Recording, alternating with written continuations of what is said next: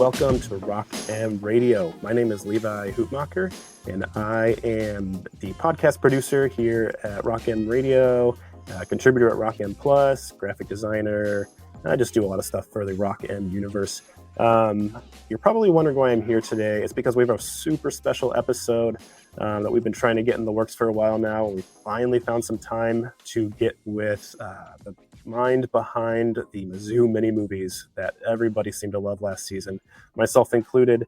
And so today we have on Robert Trombley. He was with Mizzou. Now he is outside of the college athletics creative world, taking a little bit of a break and doing something else that he is passionate about. I wanted to bring him on and kind of just walk through some of the Mizzou Mini Movies from last season to get a little bit of a behind the scenes look.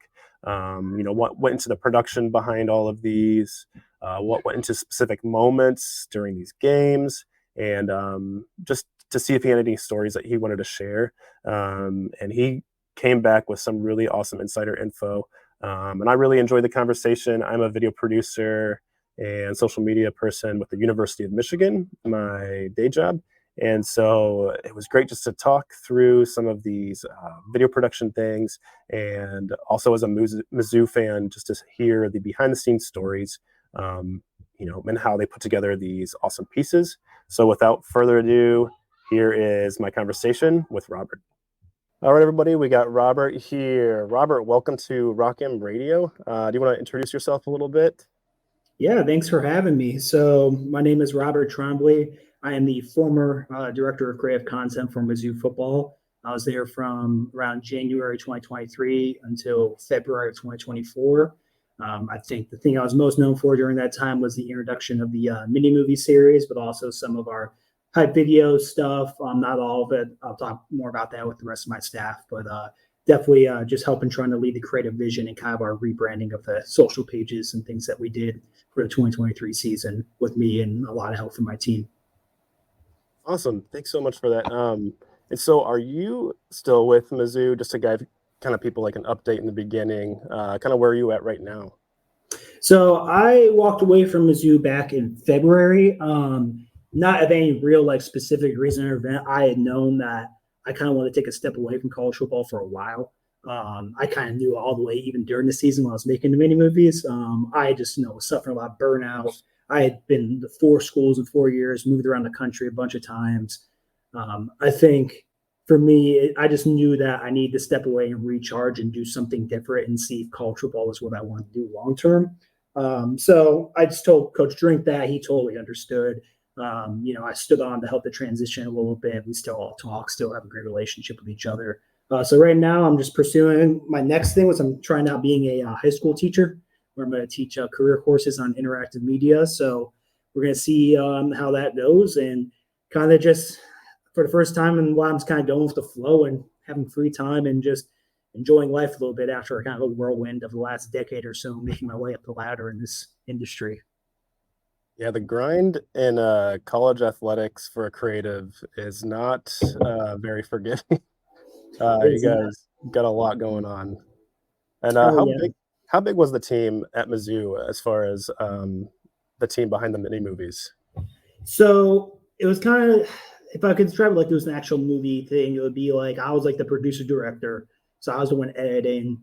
I was the one making the story. Gordon, my assistant director of video, would kind of be like the director of cinematography, where he would really help me out. He was way better of a filmer than I was, and he'd also help direct the student staff around getting all the best shots. So I kind of tell him the things I'd be looking for and the things I needed storytelling wise, and he'd be the man actually on the field, making sure we're actually getting those. And then we also had Jake Johnson, who is now full-time with Mizzou, but he was with that flag department with Learfield originally. That was one of our filmers that really got a lot of the iconic shots that you saw this year. And then we had our graphic design team side with Patrick Peral, who's now the full director, and Declan Green, that were kind of helping things, running all the graphics and photos on social, also helped me with the titles and the fonts and things. So yeah, I had a whole team behind me. My stuff was definitely nailing down the story and actually editing and putting it all together. But I had a whole team behind me. I was making sure we had the right pieces. Yeah, that's a pretty big team for one sport in a college athletics. But I mean, you can see that when you put a lot of resources and effort and I guess attention behind something like that, you get an amazing product that, you know, really moves people and sticks with people and kind of makes them feel like they're a whole part of that community.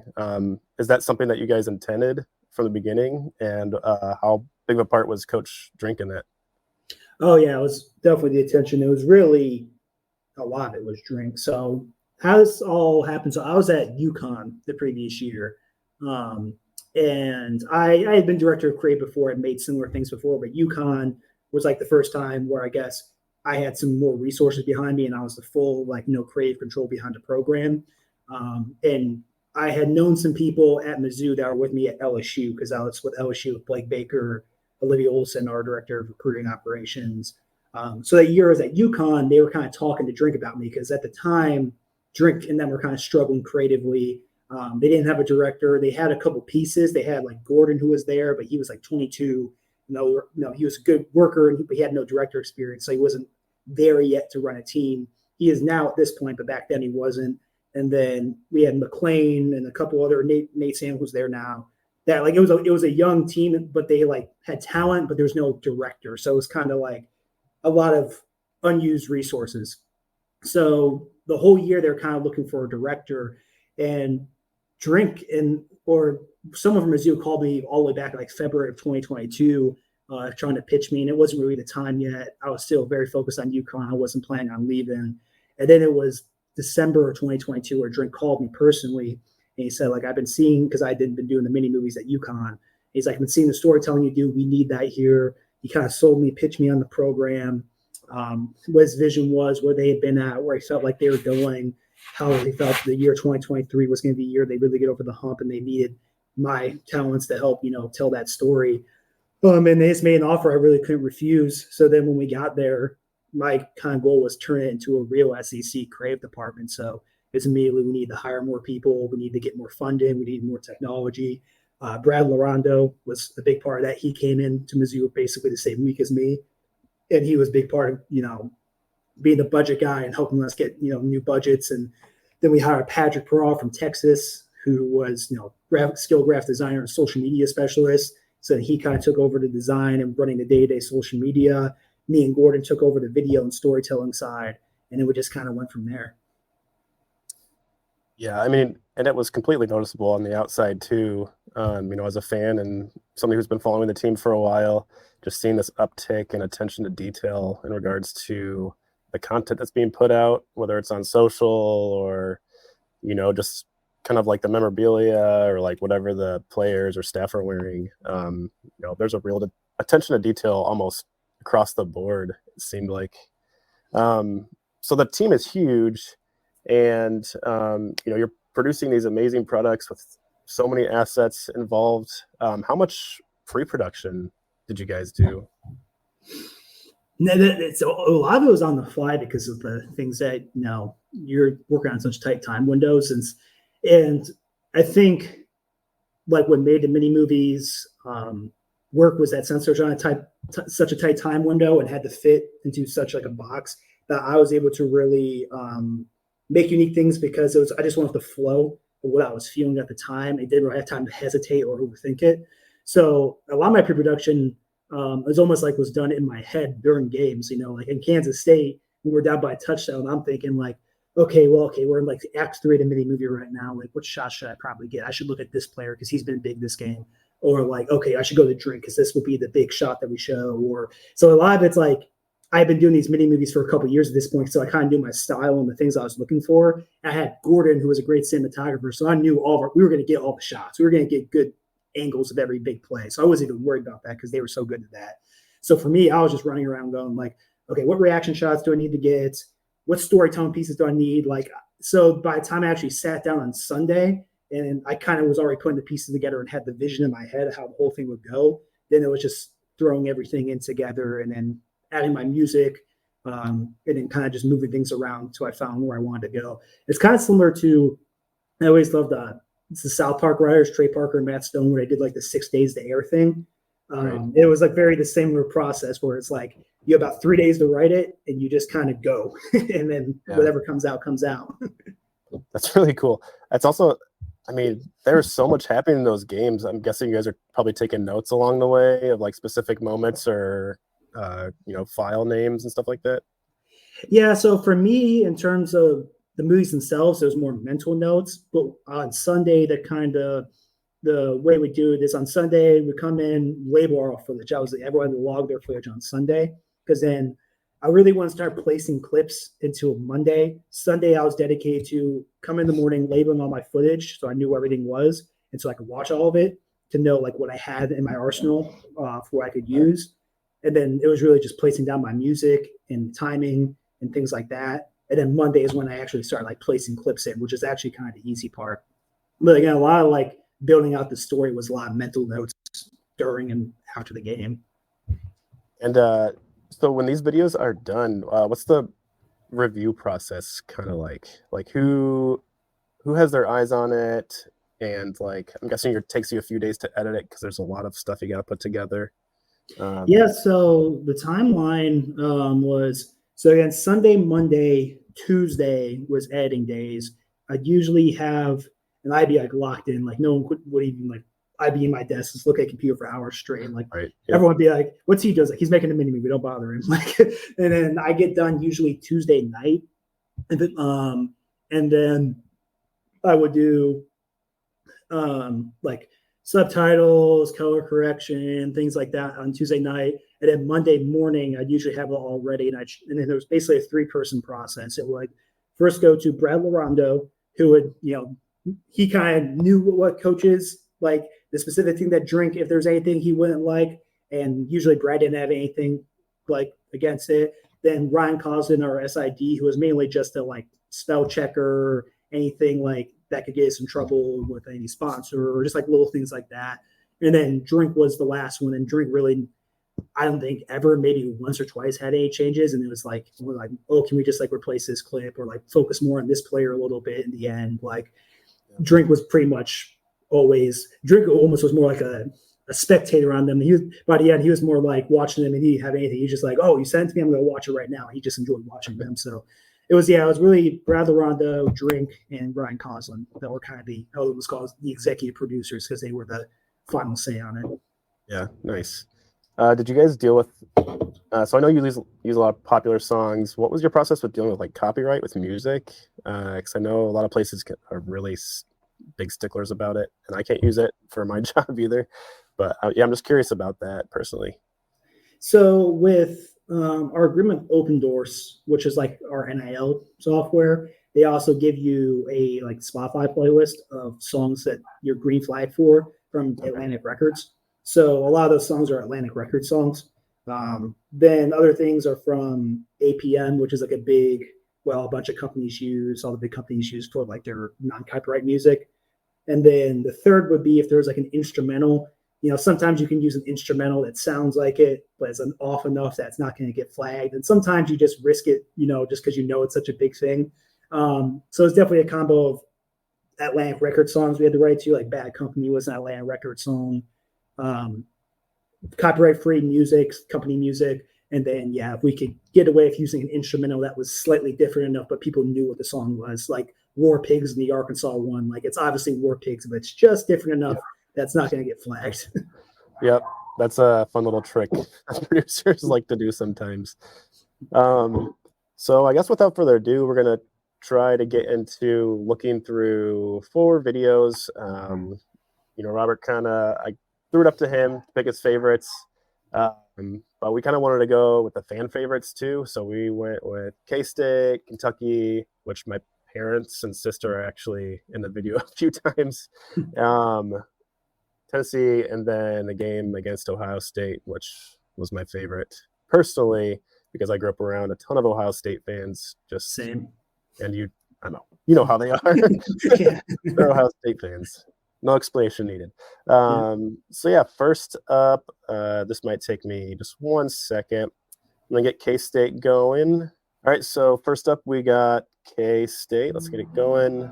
This was a game that I think a lot of fans were really nervous about. Yeah, this game, I can explain it a little bit after, but this game, the electricity for this game and how the stakes for this game and the lead up was crazy. The last Mizzou game I've been to was 2013 against A&M, against Sonny Manziel, and they clinched the SEC East. But this seemed like an unsettling excitement almost. Okay. In this locker room, we believe in each other. I can't find you a spot where I take advantage of Missouri. They are better. I think that's Gabe Yarmon. He was not happy that we put him in there. I ended up putting him in. I put him talking positively about us in the South Carolina mini movie because I felt bad. I was like, okay, sorry, Gabe. I'm going to throw you a bone later. Missouri in his two-game set and say, look at our football program compared to you. There's no comparison. We're the elite program in this area. Double digits. So when you're on the field filming, I guess what do you try and focus on yourself personally? So a lot of it's like this, the facial expressions. So can you pause for a second here? Yep. So one thing I always like pay attention to, this one I think says a lot, is D-Rob's eyes in this. And when you're saying like the things to pay attention to, here's a little like behind the scenes story of this game. So at the hotel, before every game, we'd show them the team hype video. And usually like I'd be in there because I want to see like, oh, what stuff's vibing, what stuff is the players liking. So for the next week, I knew like I could make adjustments. And usually when the hype video ends, the player's like, yeah, let's go, hell yeah. The Kansas State one ends and it's dead silence. And I'm thinking, oh crap, they must have hated it. And they all turn around and walk out the door, and this look in their eyes is kind of this look that D-Rob has. It's just like a dead cold stare, like a just, we're about to win. We're about to punish these dudes. And I immediately got to the bus. I'm like, Tessa, we're going to win this. Like, these dudes are ready. And like this whole sequence in the lead up is kind of intentional to show there's no smiles. There's no laughs. There's no like, oh yeah, we're hyped. It's everyone just dead stares, because that's what it really was like. It was just this unbelievable focus, like this team that had been, spit on and doubted for years at this point, and all this anger was just fueled up, and they had nothing left to say anymore. It was just pure anger, which is kind of what I tried to get across in this opening sequence. But you can keep going. That's kind of the behind on that one. No, that's awesome. It's a business trip. Right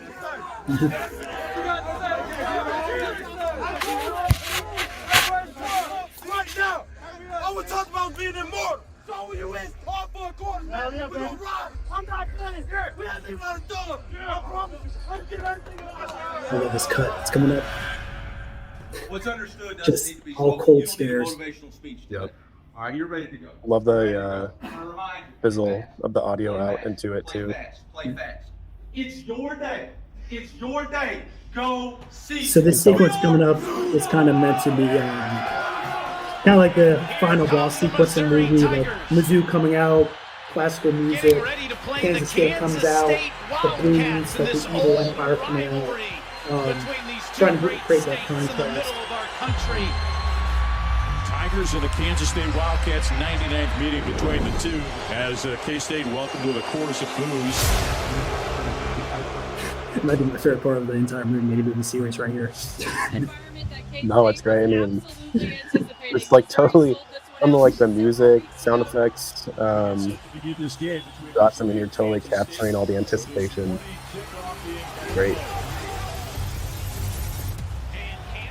And then this part's kind of meant to be the fake out. Like, we have all this hype, and then they score first off a lucky catch. Like, oh, it just get Gary last year. They're gonna, but the difference between this and last year now is these guys are ready. This doesn't phase them. 7-0. Will Howard that wasn't actually from that play by me. It looked like it was for dramatic effect. Okay. Will Howard laughing at people. Okay, so this. Oh, go ahead. It's the part we wanted to pause right before the big touchdown. Yeah, so kind of the whole mini movie is building up to this part, and this part I feel like a lot of Mizzou fans can agree on. It's like the inflection point where everything changes, not only for the season but the program. And I really wanted to give off this vibe that almost the ball is hanging in the air, and everything that came along with that game is hanging in the air right before that ball drops. And when that ball drops, we know everything has changed, because the entire lead up is kind of solemn, suspenseful. It's like a little bit of doubt, it's anger, it's confusion. And then as soon as that ball lands in Luther's chest and it goes from, it's triumphant, we're about to, beat them. It's going fast paced where everyone's on the same page. So you want to point to the point where like the season changes, all the mini movies change in tone. It's literally this sequence right here. And that was all very intentional. So you could play that. Definitely want to get that point across. Yeah, for sure. Go on.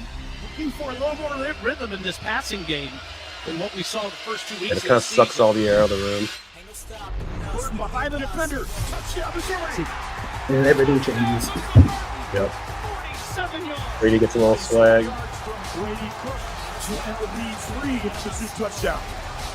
And it's really also like every main mini movie kind of has a main character, or at least tries to. Brady Cook is definitely the main character of this mini movie because this whole mini movie is somewhat of a Brady propaganda piece because people were being so freaking negative towards him in the lead up to this game.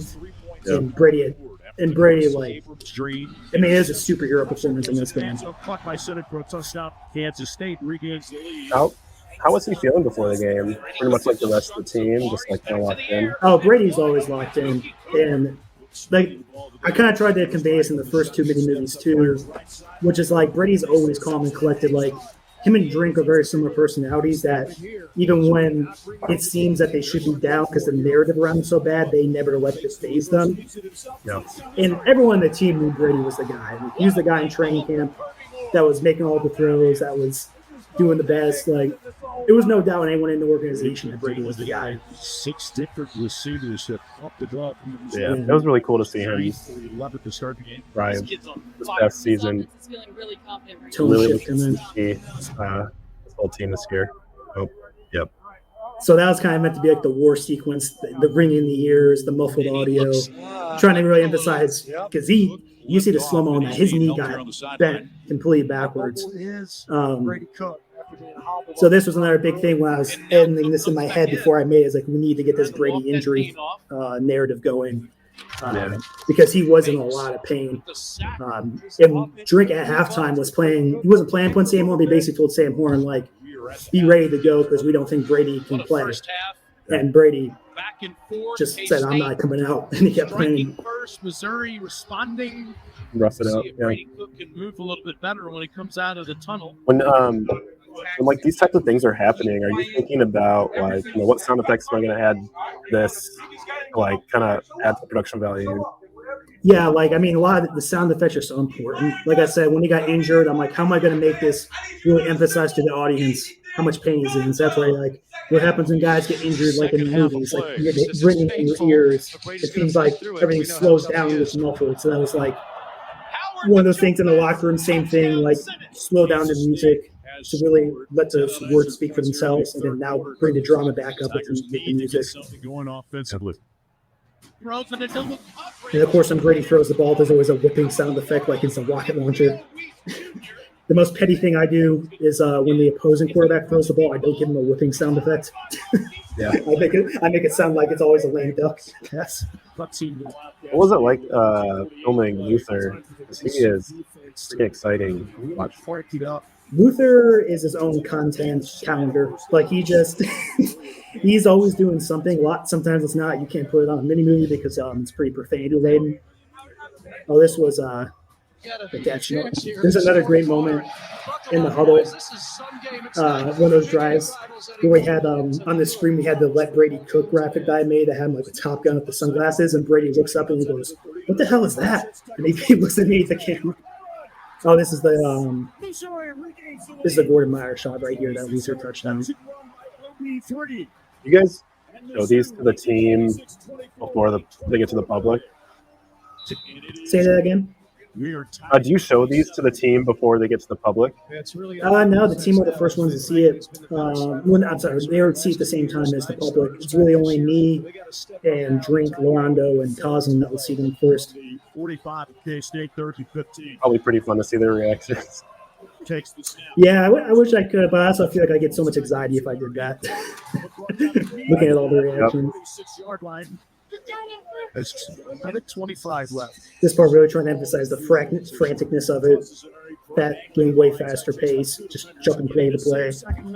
That's Daniel Pete, first out after the This is a little technical, but you guys are probably shooting 60 or 120 frames? 120 frames. And then I edited it down to 24. Throwing out sim. Yep.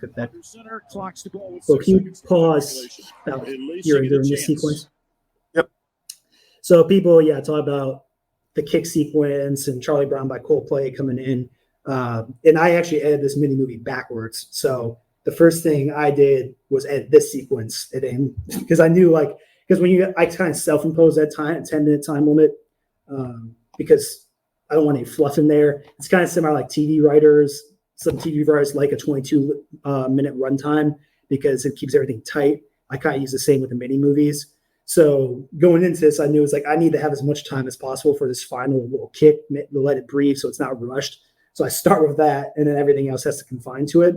And the song Charlie Brown by Coldplay was I knew from when the kick went in, I'm like, that's a song. That's what we're using. And so I built this. Songs too. So when I was like, oh yeah, this is great. Because it's a callback to my first video that I made when I got to Mizzou was the home video that used this song as the big emotional thing. So it was I knew I had that song in Arsenal and the fans already had an emotional connection to it. And then we're on the sideline for this.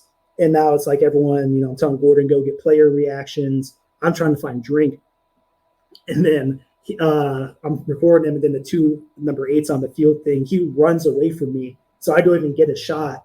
And then I'm looking on the sideline going, where's drink? Where's drink? I don't even see the ball go in. I don't even know the ball's kicked until I just hear a bunch of screaming and people running in different directions. So I just take off in the direction that Nevis went and found them at the huddle. That I didn't even get a chance to celebrate that kick. It was so much chaos. I didn't even realize we really won the game until I looked behind me and the field was just covered in students. And I'm like, oh my God, it's a field storm. What's going on right now? We're just complete chaos. Right. Yeah, that's awesome though. That just being in that is it's a type of rush that's really hard to explain when you're able to capture those moments on camera, even if it is a little stressful, but it's still it's a massive thrill.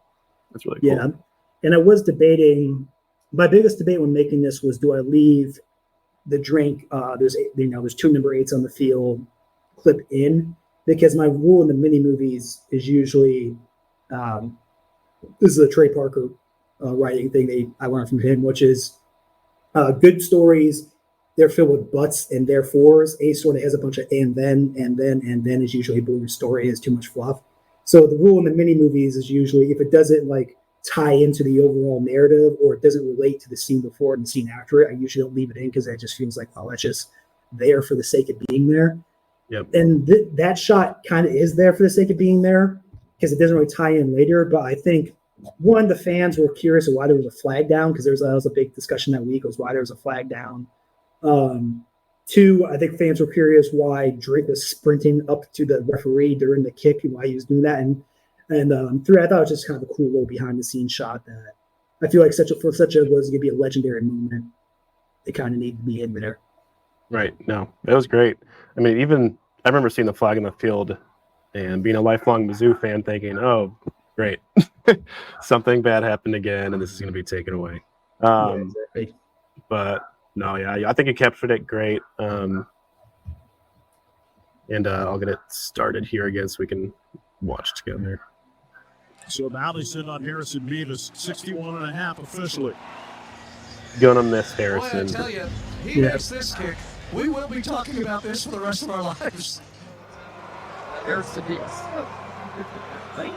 And what's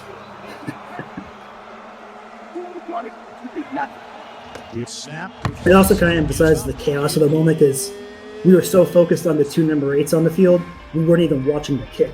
So then suddenly it's we're all focusing. And I was like, oh, throw the flag. And we're like, oh, wait, it's going to go in. Never mind.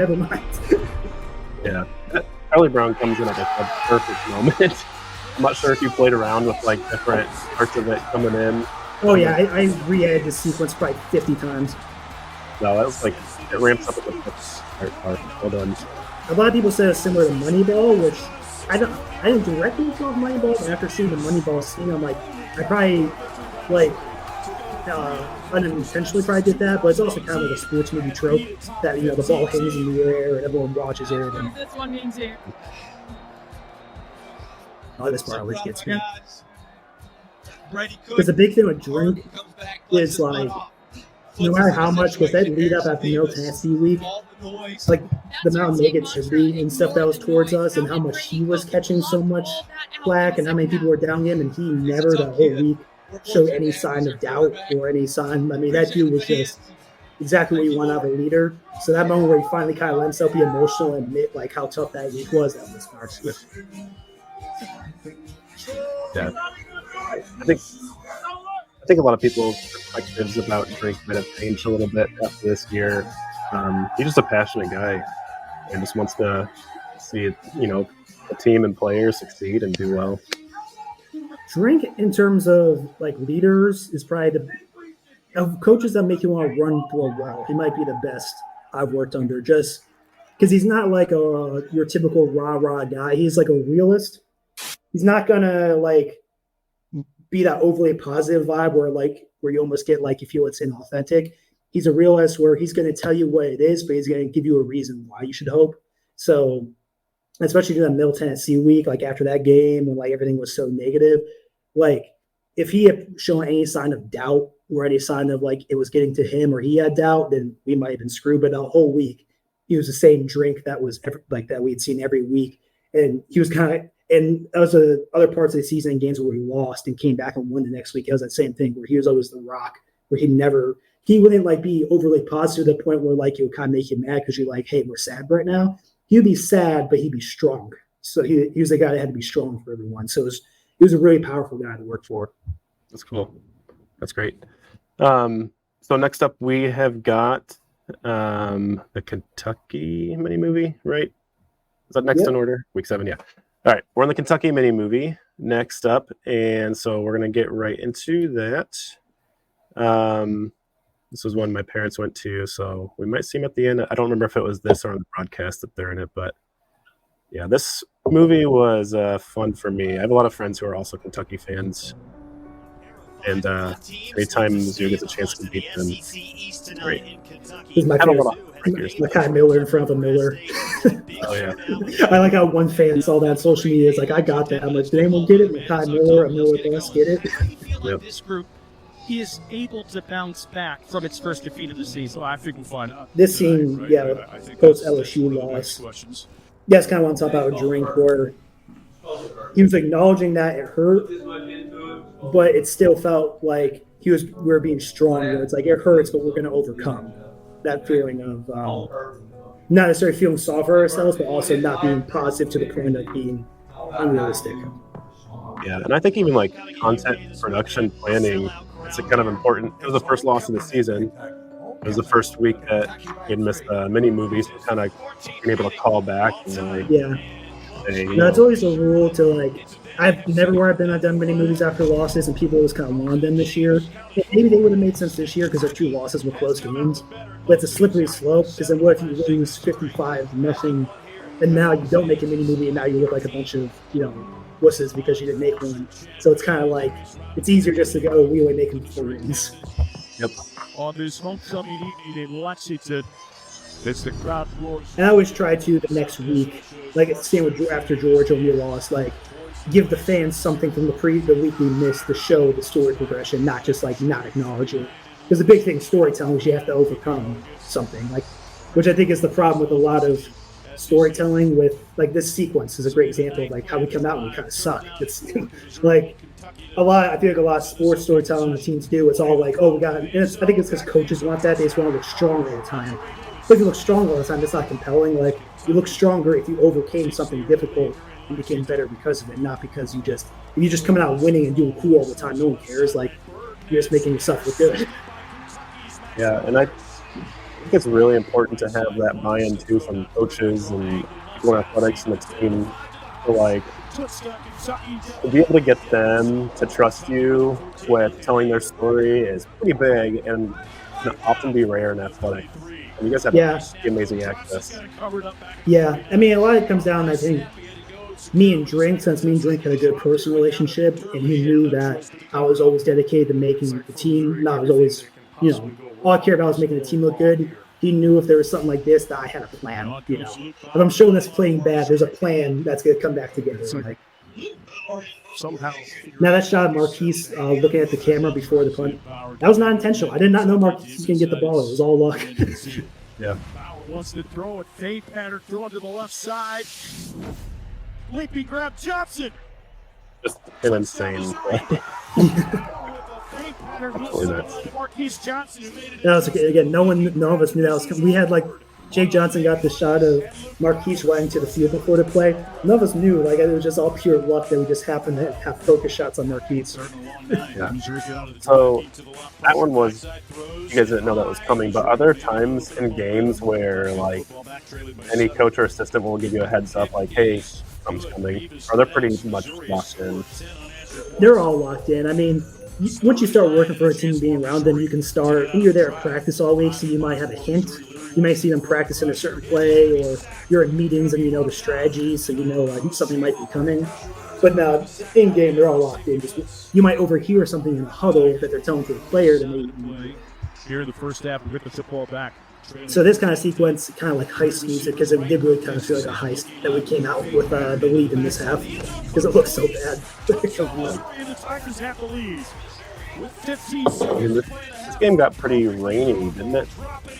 Oh yeah, and that's why all the fans left, which I'm sure is why it's the fan favorite, because it's just a Kentucky hit piece on the Kentucky fans. Started with a 39-yard big punt, perfect.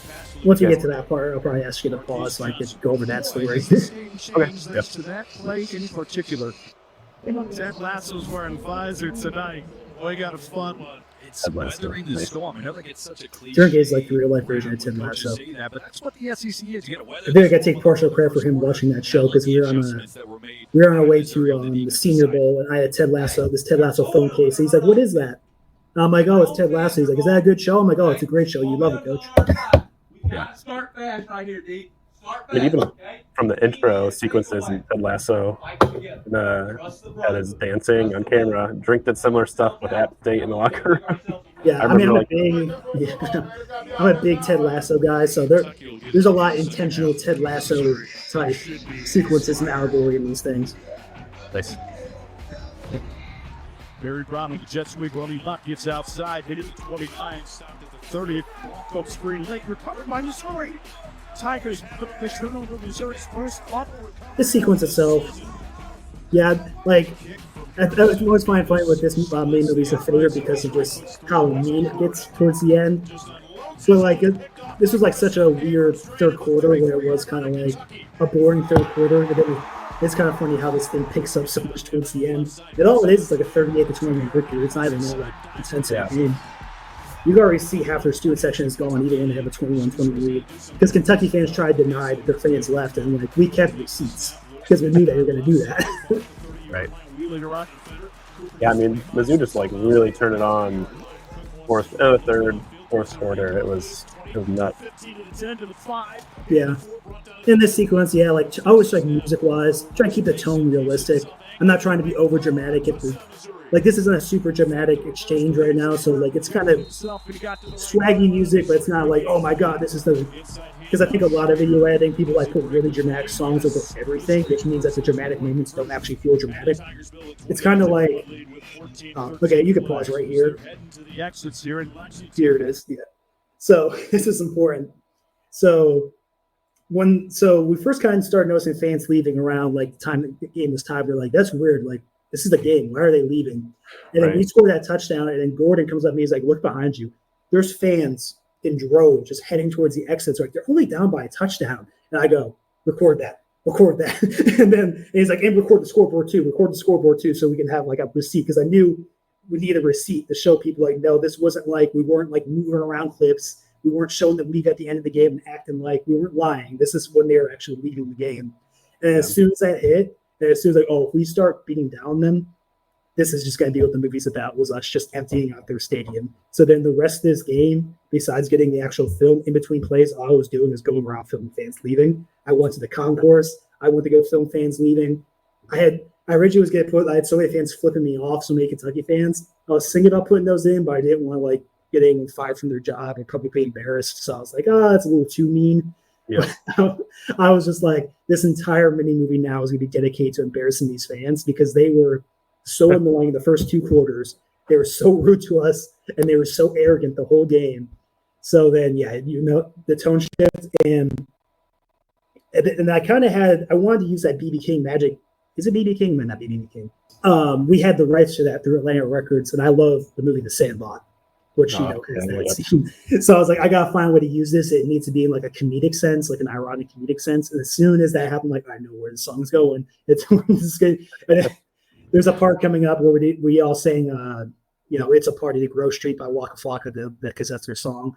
And then I had the shot of all the fans looking sad. I even had a little raining sound effect, so it's like they're standing sad in the rain, just a little like the downpour on them. The movie gets pretty mean. That is hilarious. You could almost make a mini movie of sad Kentucky fans. Yeah. All right, picking back up. Play action fake, rolling back to the right of the bootleg. And by Darius Robinson, it brought down a sack is Leary. Yeah, so tone shift doesn't come yet. It's still trying to emphasize like they're losing momentum, but it's not completely. They're still only down by a touchdown. The beatdown doesn't really start until Cody scores that touchdown. You could tell the team was just really feeling it. Them all sad, staying in the rain. And then this was a very funny shot to me. Theo getting the PI and laughing and smiling at their sideline, and then Luther taunting their crowd. He's got to be a good troll. Luther is him and Drake were made for each other because they're the best trolls. And that's how I could get away with making this and get it a pretty good Drake is such a troll. But he's like, oh yeah. 35-21 lead with. Yeah, I mean, this song with the rain footage, I think, is like perfect. Yeah, it's all. Someone described it as slapstick comedy, and that's kind of the vibe I was going for. Yeah, with the Truman dancing with the sad fans in the back. I think that was boring. That was such a good shot. He showed me that after the game, like, oh my god, this is gonna be the greatest sequence ever when we showed us. I go back and look at this. Is so mean. I can't believe they let me do this. Oh, it's perfect. It's great. Looking downfield now, steps, glance the feet, once an intercepted. He's sorry, stepping out of bounds. Chris Abrams drained in the late. And it's all kind of building up. I mean, they pushed it out. But it's kind of like, I mean, they were chippy. The fans were obnoxious. Oh, that's my dad. Oh, that's him? Yeah. I love that guy. I knew as soon as I got that, I'm like, I got to put that in. It's hilarious. So, yeah, it's all building up to that final shot. That was me. I just, did the pan around the whole stadium. He extends the lead to 17. Again, we're only up by 17 points. It's not like we're up by 50 here. Brought down at the 3. And I mean, and the music's comical, but it's all meant to, this tone shift. After LSU, when we lost, our first loss, everyone was kind of like, oh, is the fun over? Is this going to be a 7-5 season now? And maybe he starts kind of the same solid mood. Maybe it is over. Maybe this is going to be a bad season now. Maybe we've lost it. And then we have this very triumphant, funny, lighthearted ending. So it's like, hey, it's all right. We're going to be all right. The season's still on track. So it's kind of trying to give this fans this little happiness. Like, don't worry, guys. We're going to be all right. Yeah. I also like that you caught the point where Drink was telling Brady to just kneel it. Yeah. Because the next video that we're going to watch after this one, Tennessee one, there was a little bit of revenge there. Yeah.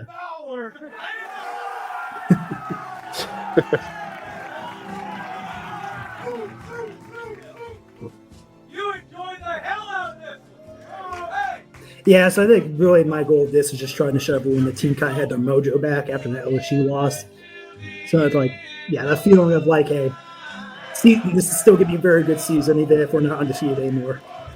Yeah.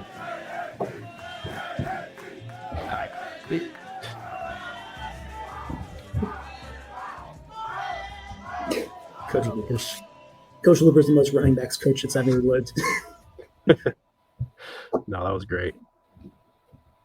Yeah, so pretty fun one coming after a loss.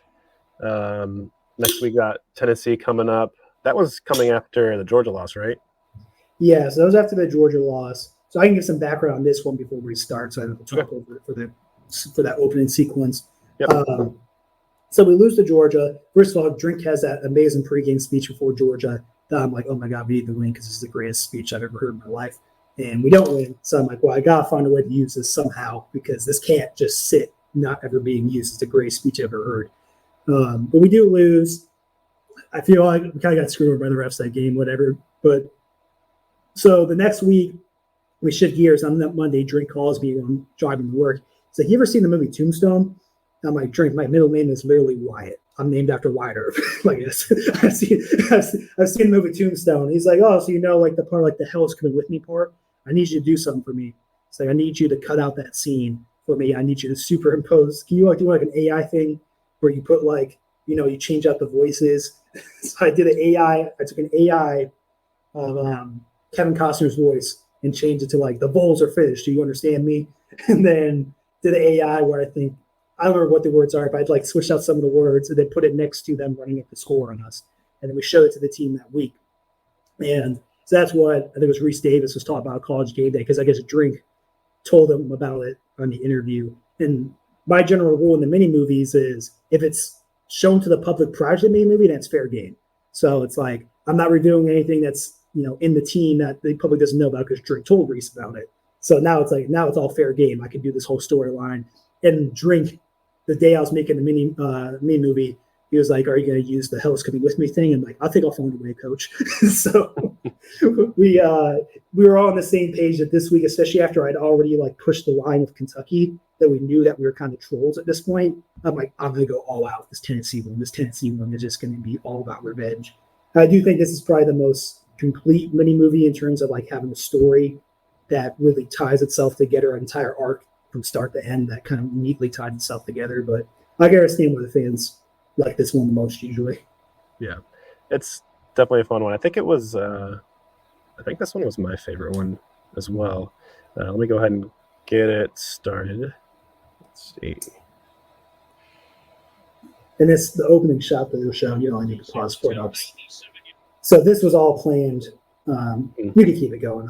I can talk over this part. But, like these little callback shots of the sound effects and the riser effects, these are all planned out before the game even started. Like I was like, if we win this game, this is how the opening sequence is going to be. I had it mapped out for days. They will. Yeah. You think this is just victory formation? Basically, as soon as I had to watch this thing, like for Drink to put it in a clip for him, I was rewatching the sequence from last year over and over. And like, how do I make this? So it's almost like it's like kind of like a dream sequence. Because then we do like the riser, and it goes right back to Drink in the bus, like we're inside Drink's head. Brain. Good afternoon and welcome And then to the transition. I love that class. top 15 matchup with Tennessee. I think this is a very weird thing, but that's like one of my favorite shots of the whole mini movies. It's just simple and clean, and like he's just in his head preparing. Yeah. This team has a lot left to fight for. Another great example of Drink after a loss, just You got proof that being realistic, acknowledging our sadness, but also saying, "Hey, we're gonna be all right." So the song "Bad Company" was chosen because it's a callback to Uncut Diamonds, and not a lot of people watch Uncut Diamonds, but it was meant to. That song I use a lot because it is kind of like ties up the whole arc, starting with Uncut Diamonds all the way to the mini movies. Yeah. Sure. And while SCP is their season mantra, each week they come up with a new saying. Guys, for today's matchup against Tennessee, it's 4 quarters of hell. And hell's coming with me, you hear? Hell's coming with me! ain't about these damn cameras. And none of these guys wanted to be here.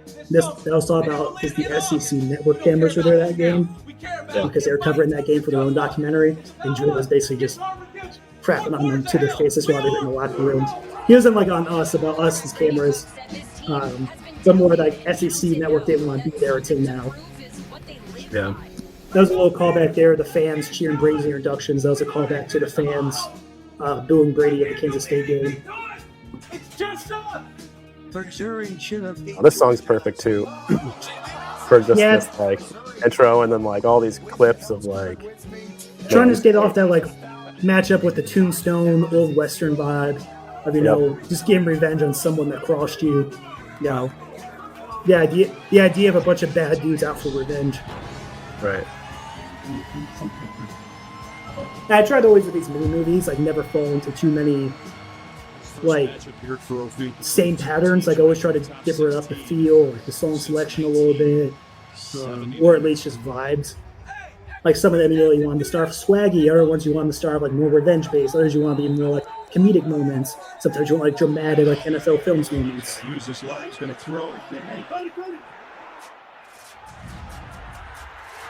They were cooking from the start.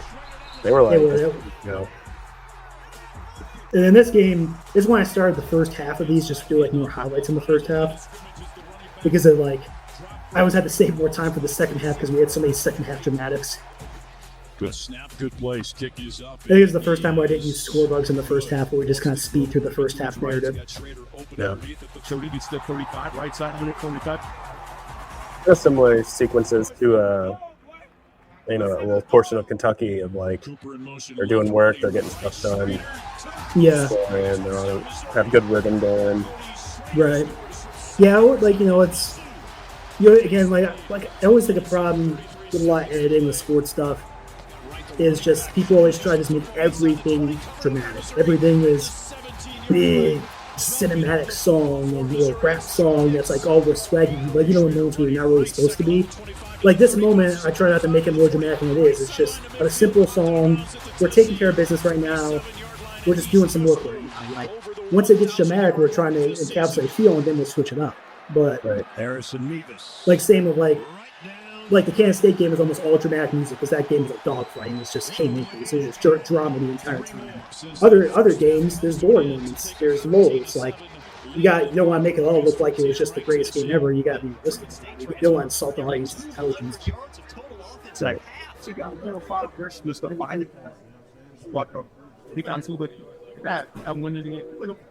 was surprised how these guys are always so cool. Let me put a camera in their face while they're just talking. Cody was insane this game. We just yeah. Well, that's about main characters in the mini movies. Cody's the main character in this one.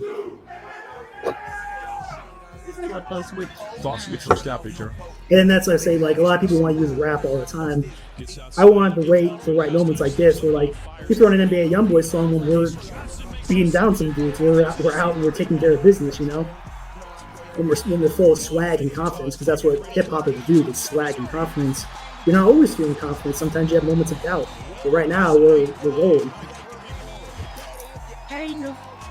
Yeah, I mean, I think it's awesome that you guys have that, or the open source allows you to use some of these songs, because like that's sometimes a crutch in filmmaking is like, especially if you're not like a big time filmmaker or whatever, you just kind of got to use whatever music you can get your hands on or whatever subscription service you get. I love this shot of Trinkle's on in this whole game.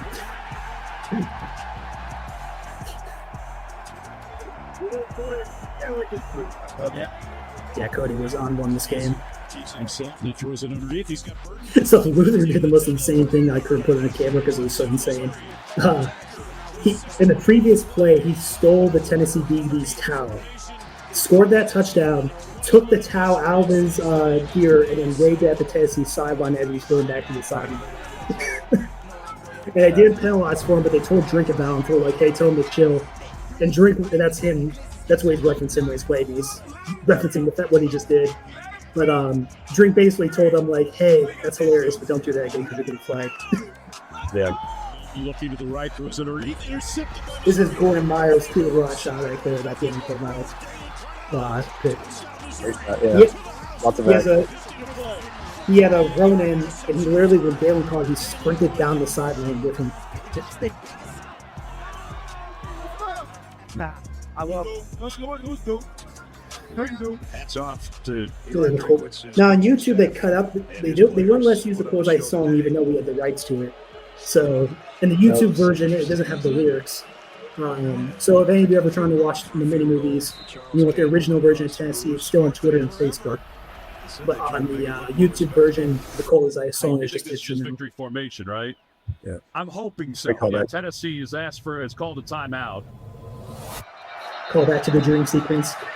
And did Mercer? Yeah, those ramp up and down sound effects are great for those callbacks and like separating periods of time. Yeah, it's almost like we're like trying to show that we're leaving the current scene. Like you need something to signify we're time jumping, or else it just seems weird. Yep. Instead, the Coors Light song can't play for this part, but it is on Twitter and Facebook. So because the lyric in the Cool as Ice song that I love the most, I kept in there because I kind of rearranged the song lyrics.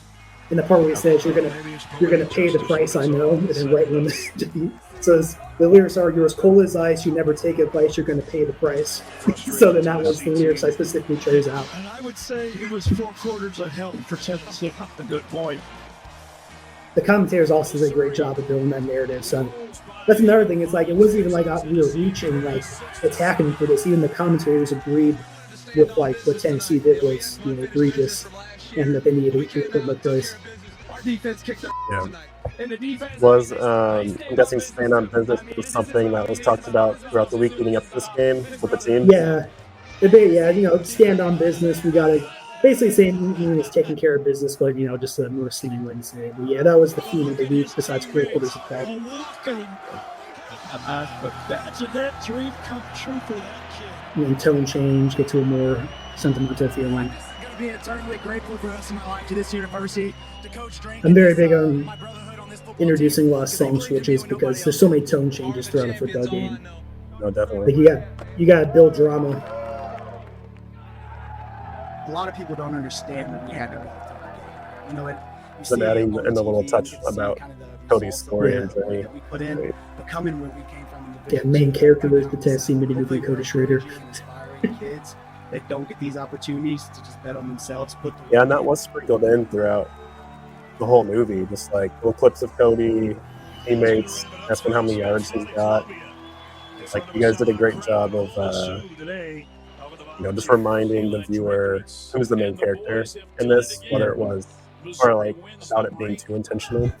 Yeah, I don't know if this is my favorite main movie, but it definitely is the best one I did in terms of sticking to a story narrative and just keeping on it and not ever getting off topic. Like it's definitely the cleanest storylines. Nice. But it's also easy when you have such, a simple narrative to tell that everyone knows about. Where it's like a lot of these games, I kind of have to create a narrative. Like, when we barely beat Middle Tennessee, I got somehow we kind of lost to them 10 years ago. We almost lost to them 20 years ago. I guess I could work with that. Sometimes you really got to reach and try to build something. That game, there's nothing to try to think of. It was we know what this has to be. Yep. And so next up, we've got our last one that we're going to go through, the Cotton Bowl mini movie. Against Ohio State. I don't know if you want to give any intro to this one or if there's anything beforehand. I guess you went in knowing that this was going to be your last one. I did, and with Mizzou. Drink knew it was going to be my last one. Really, everyone knew it was going to be my last one. I knew it was going to be the last mini movie because I told Drink on National Signing Day in December that was my last time. And I still was fish on my time.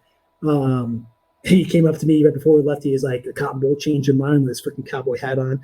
He's like, "So no, I'm sorry, Coach." And I will say there's something that's not in the mini movie because when we showed the team the video, so basically the unspoken rule me and Drink always had was once we leave that hotel, anything's fair game unless told otherwise, unless he special notes don't put that in or whatever. So the the last meeting in the hotel where we all watch the video and he gives his last speech and we do a prayer is very intimate team moment. And I remember him talking to us and then him just being like, "No, this is the last time we're gonna get to do this."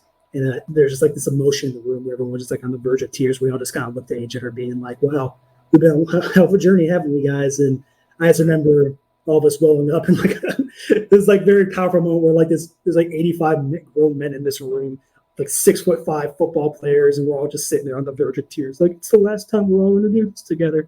And, it's this. He's like, "No, this team will never. It's never going to be the same team again. It's the last time." Right. So it's a very emotional game.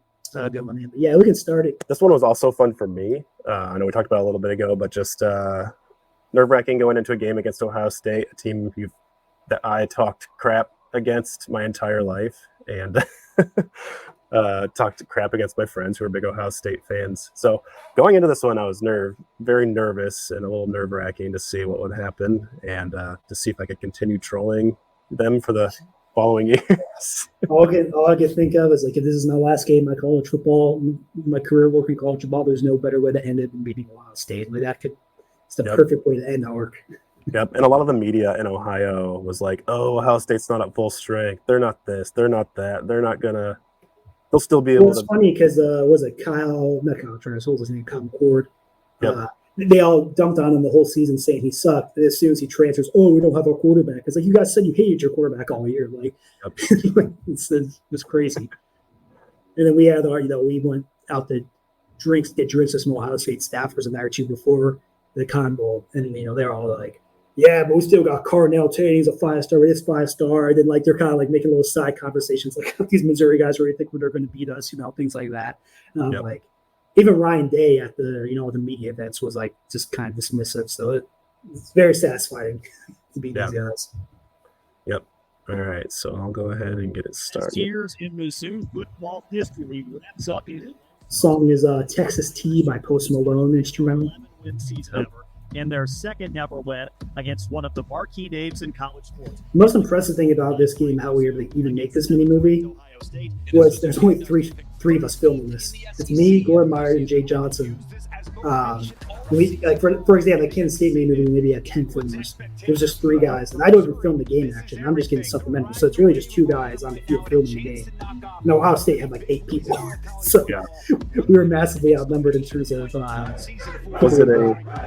Was it sort of a cost thing about sending that many people?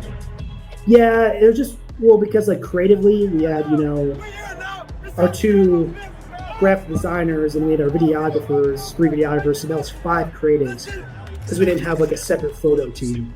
So that was kind of we had, since everyone was under the same umbrella in creative, we couldn't bring 10 creative guys, even though only 3 is for video specifically. So it was just kind of a numbers thing. But, eventually just ran out of room. They've recruited at an elite level. How tough is this for Missouri tonight?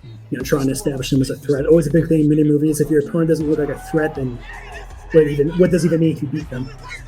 Right. It's like wrestling. I always base this on pro wrestling, because I grew up watching pro wrestling. If you make your opponent look like a chump, if you beat them, you're no good. And if you lose them, you're a bigger chump than them. So even if it's an FCS team, you still got to make it look like somewhat of a challenge. Yep.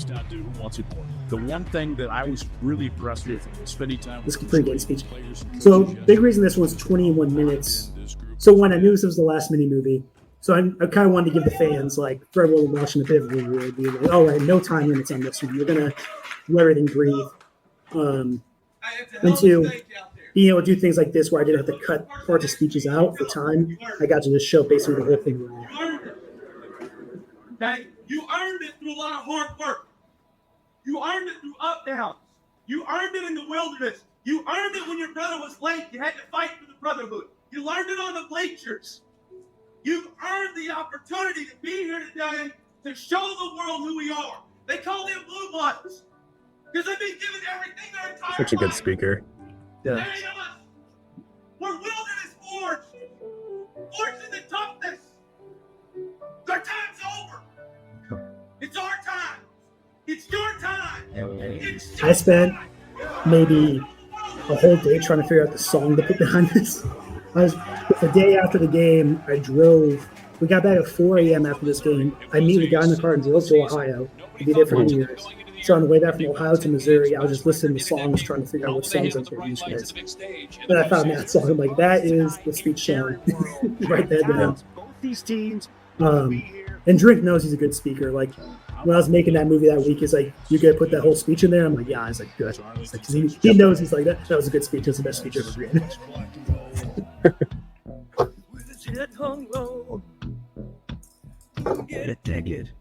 So yeah, I'm kind of going back to the old school rock, kind of a callback to the Bad Company, In the Air Tonight sequences in the other rooms. Yeah. One thing I wonder if people notice is a lot of the song choices and scene choices are kind of an ode to the other mini movies. There's a lot of tributes to previous mini movies that are kind of worked in. Where it might be Bad Companies we haven't noticed, of course that one, but then other ones being the end of the B.B. King song, the Kentucky one. Oh, there's me in there. In Arlington. Same with a lot of song choices. Yeah, and not just song choices. it sounds like you go through and use a lot of like broadcast and radio calls. How many of those do you go through or get per game? Yeah, on Sunday I basically just go through. I download the whole TV broadcast. I download all the radio calls, and then I just basically just kind of go through all the pregame sequences and pick out stuff that I like. Pick it out, leave it out because I normally use them later. And I go through all the big plays and I pick out their commentary and just pick everything out. Because that's the main thing for building up exposition and like telling the stories. You need someone explicit. It's basically creating a narration without having to have a narration. Because people ask me, it's like, oh, do you want a narrator for these? I'm like, I don't like having a narrator. I think it's kind of corny. So I rather use like the actual game commentary to basically be my narrator. Yeah, especially like a narrator would totally change the tone of these because these are kind of like a documented piece of history rather than like you're trying to promote. Yeah, it takes away the rawness of it. I always want these to be very feeling. It's almost like a feeling of artificial total access. Like nothing's ever total access. Of course, you gotta edit things of it. But I wanted to give the feeling that we're showing you as much as we possibly can. We can't show you everything. We can't show you our play calls. We can't show you us, saying some things that probably we shouldn't be put on camera. But we're gonna try to show you everything that we can. This is what I was fearful of, the timing because of the layoffs. We're gonna at least give you the gist of everything of like what was actually going on. Every week. And this is the big thing, showing us struggling. Like, I think people are always afraid of showing struggle when they're doing like these content pieces. It's like, well, what are you overcoming? Why should I care? Like, what, you just were good the whole time? Okay, that's kind of boring. Like, how am I supposed to relate to this? How am I supposed to emotionally connect to someone who is winning? Like, that's not what people do. People struggle makes the triumph even better. Like if you're just showing all the good and then they won. Like sweet, they did good the whole time. So it was a battle. Coaches at previous schools, they're like, I don't even want to show guys getting chased down from behind and tackled. Like, well, how am I supposed to like make this entertaining? And like, what? It's just highlight, end. Right. That's just a highlight tape. That's not even a story. Yeah, your sports center at that point. Yeah. Haven't executed. Yeah, Missouri's one of eight. Yeah, I try to use a lot of the in-game commentary. Like a lot of this wouldn't be in a usual mini movie because I cut it for time. But since I knew there was going to be that time limit, I really kind of tried to let things breathe and do way more in depth than the previous ones. It's a tough watch at this point, but I think someone's going to have to make some sort of halftime adjustments. Especially since this one's game is much more of a historical piece of a game that's going to be with background. So I had to really put everything I could because it's really good.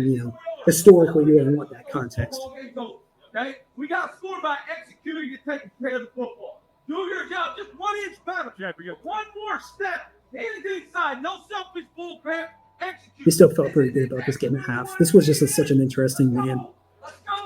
It was like we suck right now, but I think we're going to win. Yeah, it was way different feeling from most of the other games this season. Yeah. It was a real defensive struggle or battle. Yeah. And Ohio State still had most of their defensive starters playing, and they got a tough defense. And here we go. And we're used to seeing Mizzou's offense fly around all game long, and it was just a bit of a battle. Which is why I tried to emphasize in the first half. Like I didn't, try to skim through it a little bit because. How many times can you see a 3-and-out where we feel like, okay, we get it? But, try to emphasize, we're out of rhythm. We take a long break. Ohio State's a really good defense. Opening drive of the second half. Yeah, and I think the music really adds to that, too. Yeah, that's why, I made more NFL film style at this point because now the drum's starting to kick off. Ohio State's getting some momentum. It's looking a little Florian. The sound effect I use when this ball hits the crossbar, the field goal post, is my favorite sound effect. I just took the biggest bass boom sound effect, just boom, really emphasizing that you're with it. Yep. Missouri's still hanging in there. Just everything to get going offensively, guys. Like these fans trying to emphasize guys like Ennis a lot because even though Ennis didn't play, Hop didn't play, trying to show these guys are still a big part. But he starts getting hot, trying to emphasize the crowd getting back into it. Just trying to give off this feeling like it's a struggle. Like this isn't like the other games. This is just a grind out, just inch by inch struggle right now. Yeah, this little back and forth. Yeah. And also, the fact that they've been running Brady Cook, like you feel like the safeties are starting to creep up. So the play action, maybe you can hit something. Thank you, Howard Richards, with the exposition there. 35, 132 to play in the third. Play action fake. Cook has time. They're always great, the radio guys of exposition. I even emailed. Great. I emailed them before the Florida game, asking if they could talk more about The Rock, because I was going to use that as the basis for the mini movies. Like, can you just give me like an entire exposition intro on The Rock's? So I can use that. He's like, I got you. Yep. That's like great. That's great that you guys can work together like that. Yeah, sweet real. And then this part is all just call back. It's supposed to be kind of like the story, the entire story arc starting at the intro of Uncut Diamonds all the way to now. All comes down to this point. The fist up, it's all callbacks. Yep. And it's hard to believe that he's the first. Brady gets hit a lot. Where he takes a lot of tough hits. Yeah, that's why I wanted to put that shot of Theo, got helping him back up, because Brady, people got forgot that Brady really got messed up on that play. He stayed in. Simon, that's going to stay in the game. It's still kind of a callback to the Kansas State game a little bit. Yes.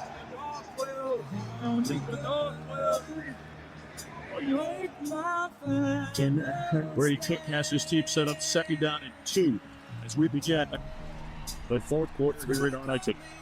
Whip takes the snap. Inside handoff. Ronnie Lund Schrader to the house. They tried to bring back that song, but like doing a little bit of a different way. It's Cody Schrader.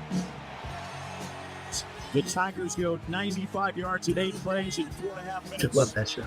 Missouri takes a 7-3 lead. Biggest play for either team, and now we'll see if Ohio Only scoring after 3+ quarters is a great feeling. Yeah, trying to kind of emphasize that feeling, kind of feeling like, okay, we're back. Like, this is the Mizzou that we remember. Like, this whole game, we've been struggling, grinding, a little bit of doubt. That song comes back, kind of signifying, like, oh, this is the Mizzou we can talk about all season. We're back. Yep. We found ourselves. Added to his hands, Chris Abrams Strain ripped it away.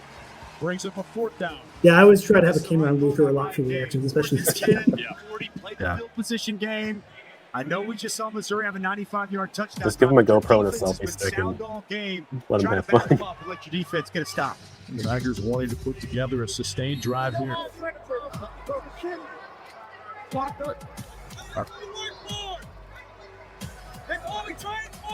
Second and 17. In motion comes Mekhi Miller. Free play for Missouri. Sides against Ohio State. Fake pattern left side. The release in front of the Ohio State bench. Out to the Buckeyes. 30. Whereas Drink is never that great of a reaction shot, because Drink is always so locked in.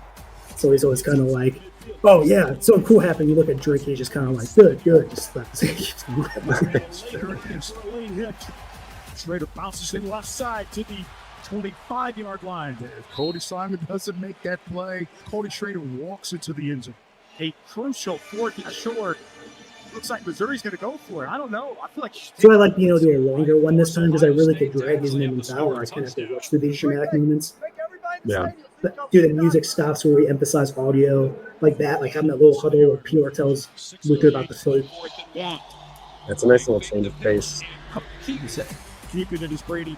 He's got the first down. I really like, the pacing on this drive, because it's when I got to take its time to show all the individual little moments, because that drive was like had all those individual dramatic moments. So the 4th and 1, the Theo catch, just show how much of a methodical drive it was. Yeah.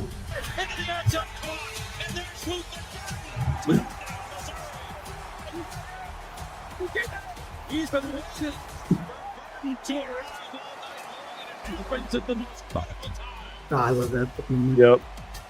So Purdy with the touchdown reception, a perfect throw from Oh, I'm sure he was so ready to do that. Yeah, he was thinking about it. It was straight as ever lived. Yep. Yeah, then tone switch up to the more wholesome parts, because now the game's kind of not in hand, but it's looking like we're going to win. Impressive back-to-back possessions by Missouri against the number 2 defense in the country. St. Louis should be proud of their kids. Cody Schrader Each a burden. Brady took. Kind of bringing back a narrative that has been building the whole season of the St. Louis kids going all the way back to the game of the dome. Kind of staying along, trying to build up with those three St. Louis kids. Stop playing defense. Yeah. Don't want to get Ohio State.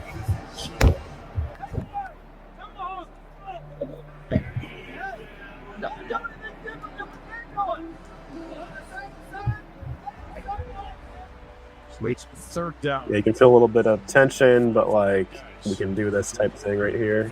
Yeah, like it's the final triumphant sequence. I love the simplicity of this one. Jake Johnson got a great shot. Just the.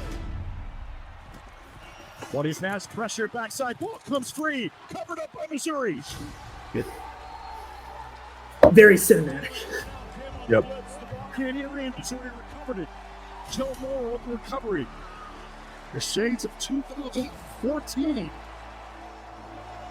Yeah, I was just about to say, I never noticed that line before, but even watching it back again, I'm like, yeah, this reminds me of Oklahoma State basketball.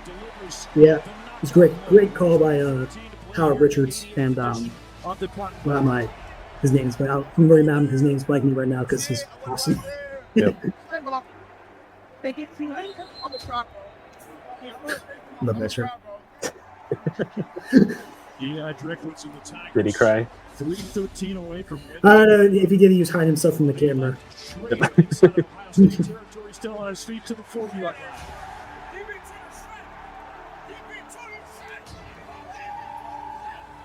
Yeah. Tigers take a knee. Mizzou fans, guess what? Eli and the boys have done it again. Nice little speed ramp there. Yeah. Season. Funny that shot because the combo people were really stringent on letting us getting us film spots. They wouldn't like letting Norton bring us on the sideline, even though we could do that every road game.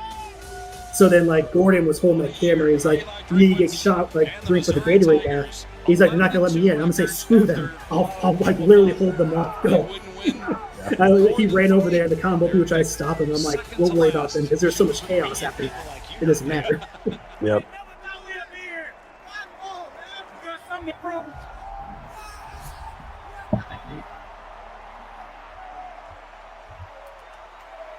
Chase of the Blaze did it back in the Escape us a little bit. Nice. Tommy Tinkler. James and the boys did it in 14. The song is also an Uncut Diamonds callback. Episode 4, the end sequence of episode 4. Yeah. I was so surprised when I heard "Need to Breathe" on a Mizzou recap video.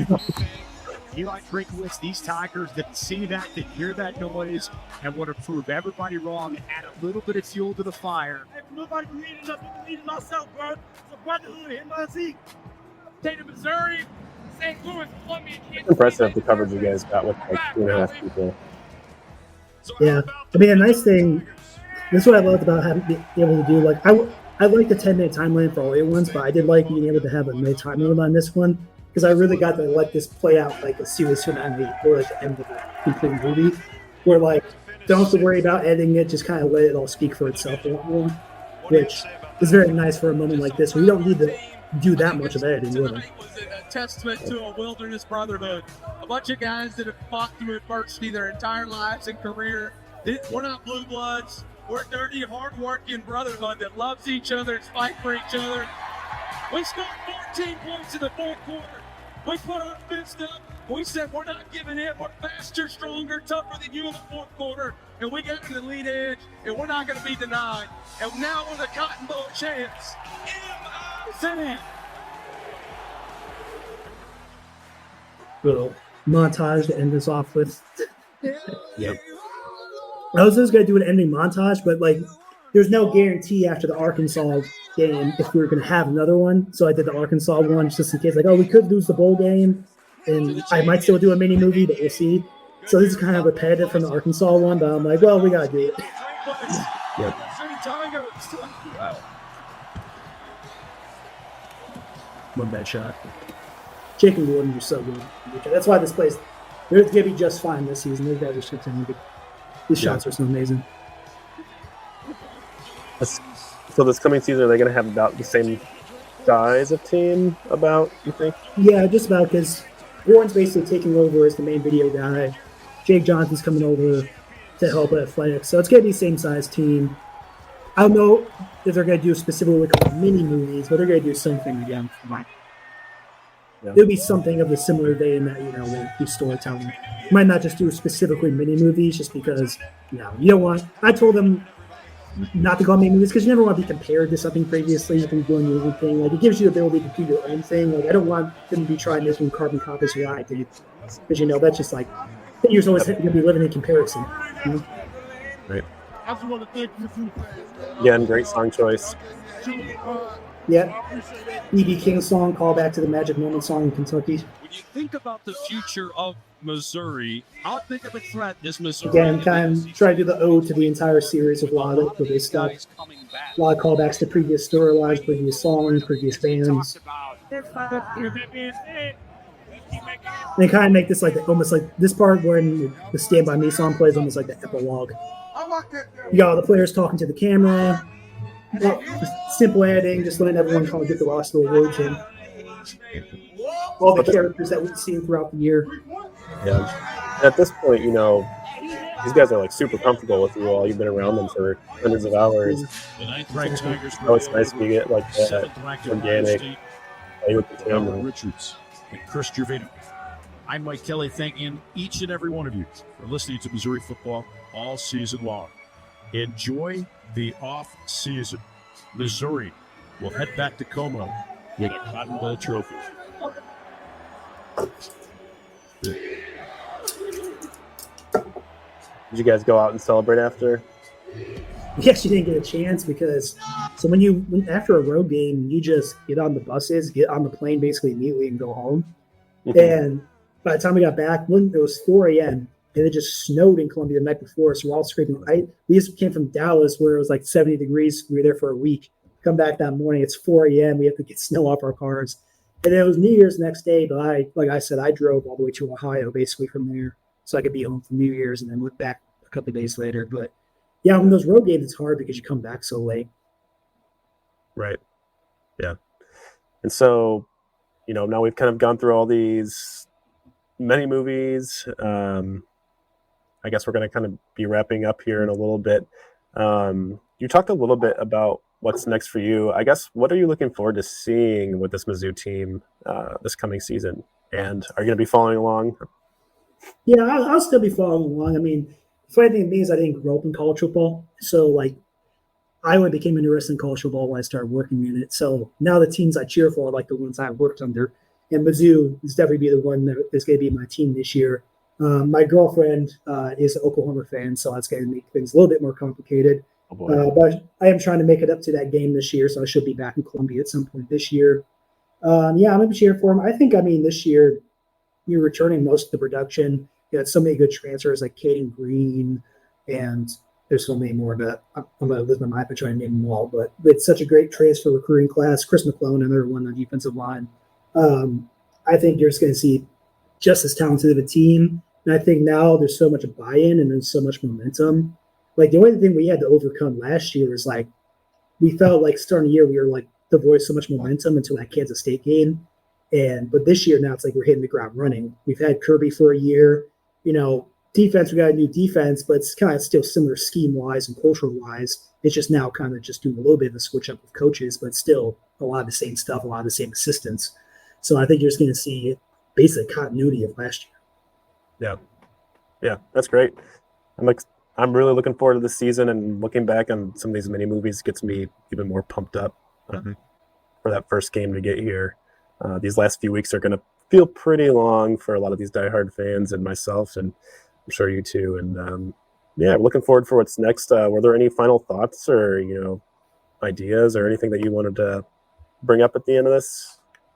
I think I just thank everyone that ever watched these things. I never, in a million years, thought these things would catch on the way they did, where I become this little cult celebrity in Columbia, Missouri, or something like that. Something I never thought would happen in my career. I put my heart and soul into these things as I'm sweating just looking at them because, I really would dive. I've always called it mini movie worldwide ed because I dive into it. And like I said, I was locked in for days on these things and really tried to show emotional vulnerability that other programs I don't think were doing with their storytelling.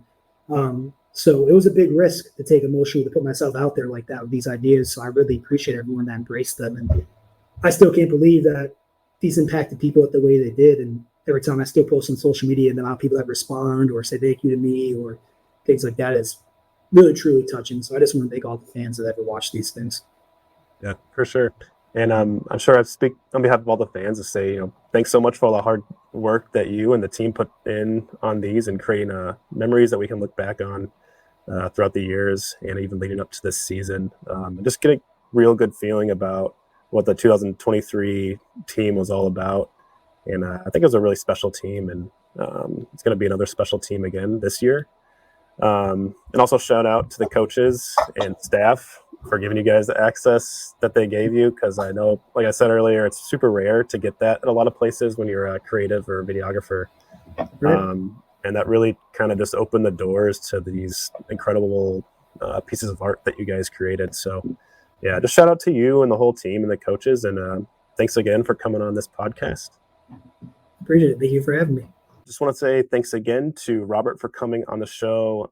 Again, it was an awesome conversation, and I had so much fun going through those 4 mini movies. And like the rest of you, I'm so excited to get to this next season and just to see how the team does and what it's all about. And I think these mini movies really give you a good inside look into the heart and soul of Mizzou football program, and just a look into the leadership of Eli Drinkwitz. And with that, thank you all for listening. Be sure to subscribe to Rock M Plus at the link below. And be sure to follow us on all of our socials as the season is gearing up and coming up sooner. So thank you all, and MIZ. Thank you, everyone, for tuning in to Rock M Radio, a proud partner of Fans First Sports Network. Rock M Radio is the official podcast network of Rock M Plus, a new and exciting subscription service provided by me and the other voices of Rock M Radio. Please take a few moments to head over to rockm.plus and sign up for an account today. The cost is only $5 a month, and the benefits include access to our live podcast, a subscriber-only message board, weekly newsletters, and more. If you enjoyed this episode of Rock M Radio and would like to see more just like it beamed directly into your personal device, make sure to click the subscribe button below and tell your friends. Our podcast feed is available through the Apple Podcast app for iPhone, Google Podcast app for Android, whatever app you listen to your podcast. You can also find Rock M Radio on Spotify. If you're looking for a podcast about your favorite team that is not Missouri Tigers, Fan First Sports Network is your answer. A full podcast network loaded with the team-specific podcasts covering Major League Baseball, the NFL, NHL, NBA, MLS, and more. And we'll be back with more episodes of Rock M Radio coming to you soon.